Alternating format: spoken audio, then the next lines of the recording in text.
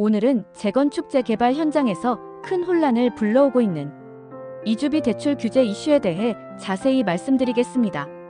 특히 이주택자에게는 이주비 대출이 전면 차단되면서 한남이구역, 개포주공 67단지, 노량 진삼구역 등 핵심 재개발 지역의 사업이 멈출 위기에 처했습니다. 이게 무슨 말이지? 싶으시죠? 지금부터 하나씩 짚어드리겠습니다. 먼저 이주비 대출이 뭔지 간단히 설명드릴게요. 재건축이나 재개발 사업이 진행되면 조합원들이 기존 주택에서 나와야 합니다. 그때 필요한 전세자금이나 이사비용 등을 미리 대출로 지원해주는 걸 이주비 대출이라고 하죠. 그런데 최근 정부가 규제를 강화하면서 이 이주비 대출이 사실상 막혀버린 겁니다. 자, 예를 하나 들어볼게요. 서울 용산구 한남이구역. 서울에서도 입지 좋고 조합원들의 기대도 컸던 곳입니다. 하지만 지금은 조합원 대부분이 이주비를 받지 못해 이사를 갈 수가 없습니다. 왜냐면 2주택자는 아예 대출이 안 되고 1주택자도 LTV 50%까지만 가능하거든요.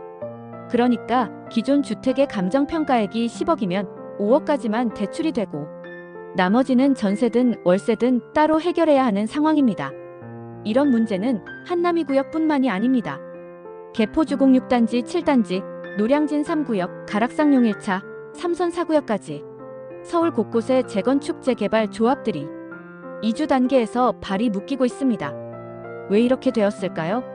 건설사나 금융사들이 이주비 대출에 대해 보증을 서지 않으려 하기 때문입니다.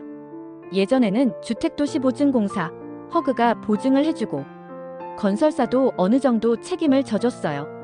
하지만 지금은 고금리의 다주택자 규제 강화까지 겹치면서 이주비를 보증해줄 수 있는 곳이 없어진 겁니다. 특히 충격이 큰 이유는 대부분의 재개발 조합원들이 2주택자거나 기존 주택이 담보대출이 이미 꽉 찬 상태라는 점입니다. 이런 상황에서 이주하라. 현실적으로 거의 불가능하죠. 그래서 지금 일부 조합원들은 가지고 있는 집을 팔아야 하나, 전세로 나가야 하나 고민 중이라고 합니다.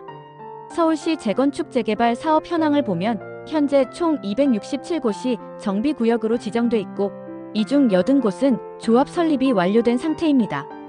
그런데 이 중 절반 이상이 사업 중단 위기에 놓였습니다.